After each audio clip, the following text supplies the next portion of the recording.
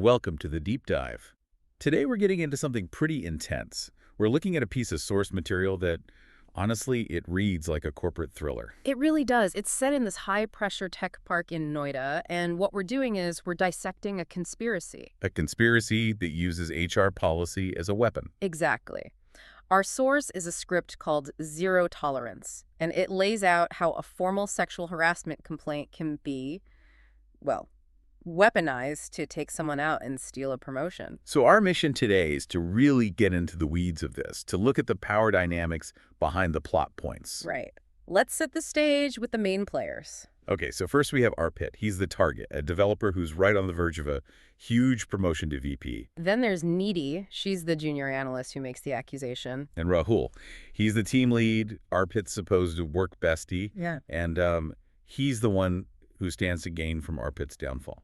And finally, the person this all pivots on, Adarsh, the HR business partner.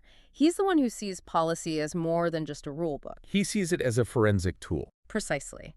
And the context is key here. Arpit getting that VP spot meant Rahul wasn't. It's a zero-sum game. So they chose a sexual harassment complaint. Yeah. Why was that specific tool so devastating? You mentioned the protocol it triggers. It's the POSH protocol, the Prevention of Sexual Harassment Protocol in India. Its strength, and its danger in this case, is that it mandates immediate action. Immediate action, meaning? Meaning the second a formal complaint is filed, the company has to investigate. And to do that, to protect the process, they almost always isolate the accused. So, administrative leave. Yeah. No access to email, no access to the bills. Exactly. It's meant to protect real victims, but here, it's used to instantly sever Arpit from all his resources, from anyone who could help him. The attack comes out of nowhere. Arpit's just walking through the office, and then he's pulled into a conference room. And that's where he gets the first sign. It's not from HR, it's from his colleagues. They just look away. Yeah. They aggressively ignore him. Yeah, that social shunning. It's a tactic. It softens the target up, makes them feel guilty before they even know what they're accused of. So he gets into the room, and Adarsh, the HR guy, just lays it out. He drops the hammer. Formal complaint, POSH committee, the works. Arpit's first reaction is actually to laugh. He thinks it's a prank. A prank by Rahul, of all people. Which is just chilling. But the frame they built was designed to be airtight. It was meant to crush any doubt. So let's talk about that evidence. What did they have on him? They had a perfect mix of physical and digital. First, the CCTV footage. The classic grainy elevator video. Right. It shows Arpit leaning towards Nady, looking like he's blocking her exit, and you see her recoil shrink back into the corner. And her testimony backs that up. She claims he cornered her, threatened her job. Threatened her appraisal on a specific project, Project X, and then the key physical detail. He touched her waist.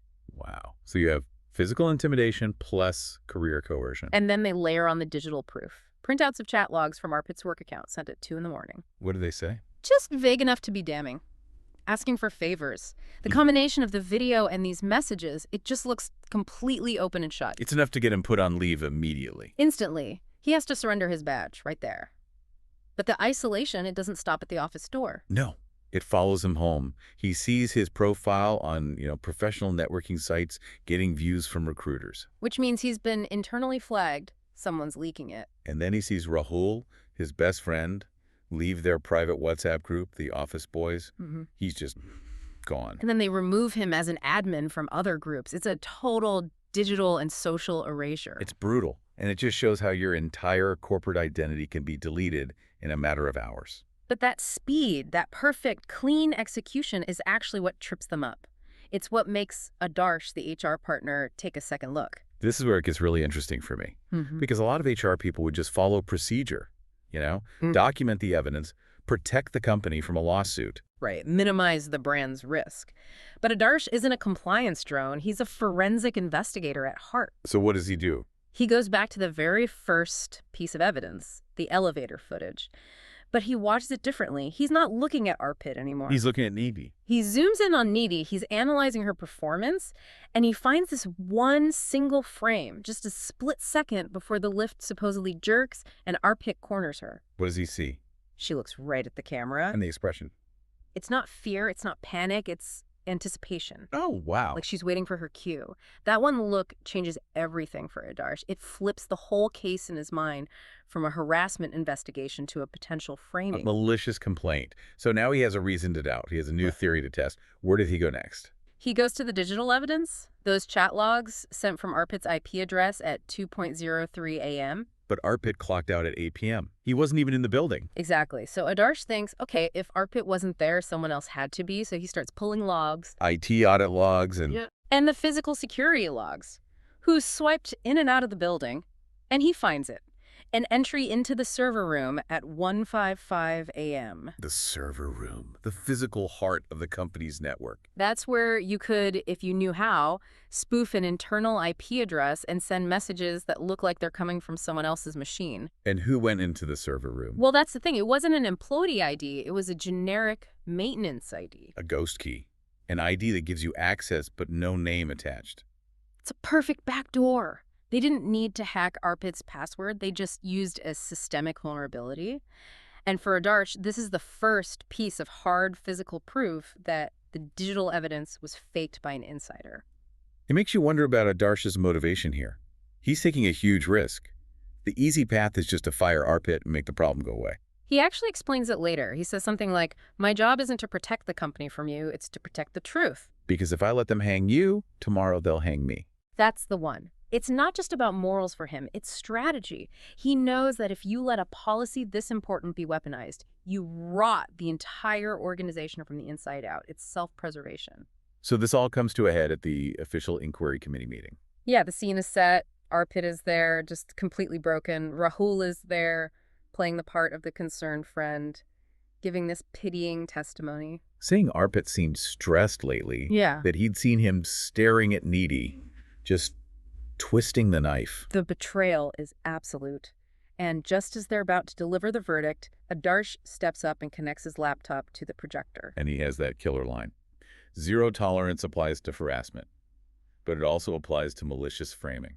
He recenters the entire conversation on integrity of the policy itself, and then he just drops the bomb. He plays the footage. He plays the footage from the corridor outside the server room, 1:55 a.m. You see this figure in a hoodie walk up, swipe the maintenance card, and go inside. But the hoodie, it hides their face. For a moment. But then, as they're walking away, they do this tiny human thing. They pull the hood down to scratch their neck. And it's Rahul. It's Rahul.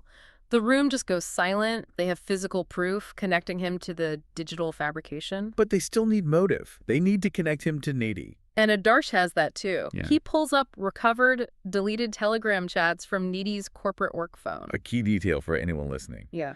There's no such thing as privacy on company equipment. None. And the chats lay out the whole deal. Rahul telling Needy to just act scared in the lift. In exchange, he promises her the senior analyst job once Arpit is gone. A promotion which, of course, would open up the VP slot for Rahul himself. The whole conspiracy, right there in text, the consequences are immediate. They're both fired on the spot, but it's more than that. Oh, much more. They're escorted out of the building by security, and the police are waiting for them at the gate. What are the charges? Criminal conspiracy, defamation, and violations of the IT Act. They didn't just break company policy, they broke the law. And the company threw the book at them. To send the message, you don't weaponize our systems. You can't, because if you do, you damage the trust in the system for every legitimate case that comes after. So Arpit gets his ID back, he gets the promotion. It feels like this huge win. Justice is served. It feels that way for about 5 minutes. And then the source material delivers this final, absolutely chilling gut punch. Right. Arpit moves into his new office, which was Rahul's old office, and he finds something in a drawer. A small black notebook. And it's a list of names. It's a hit list. Basically, it has names of other former employees. Rohit, who was fired for theft. Meera, who resigned due to stress. And then, near the end of the list, Arpit's name. So Rahul wasn't just an opportunist. He was a serial corporate saboteur. He did this for a living. He was a specialist, a tool for internal elimination. But the notebook isn't even the real twist. No. The real twist is the sticky note attached to the last page in different handwriting. And it says, Plan B failed. Arpit is VP now. Initiate phase 2. And it's signed, the CEO. Oh, man. The entire perspective just shatters. This was never about Rahul versus Arpit. It was orchestrated from the very top. Rahul and Needy, they weren't the masterminds. They were just Plan B, Exactly. They were disposable pawns in a much bigger game being played by the CEO. a game to control the VP slot, to weed out anyone who wasn't, compliant enough. Or to test the system, to see what the organization could withstand. Arpit didn't win a fight against his rival. He just survived one round of a filtration process. And by winning, he's now the new focus. He's now the target of Phase 2. So the takeaway for you listening to this is so much bigger than just a simple framing story. It's about how the most critical protective policies can be used as weapons. It's about the absolute necessity for deep forensic diligence, like Adar showed.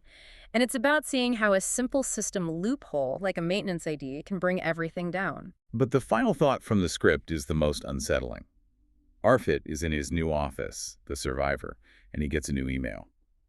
And it leaves you with this chilling question.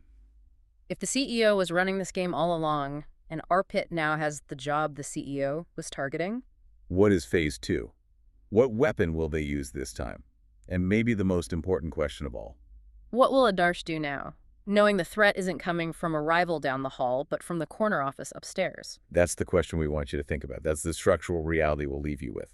Thanks for joining our deep dive into corporate warfare.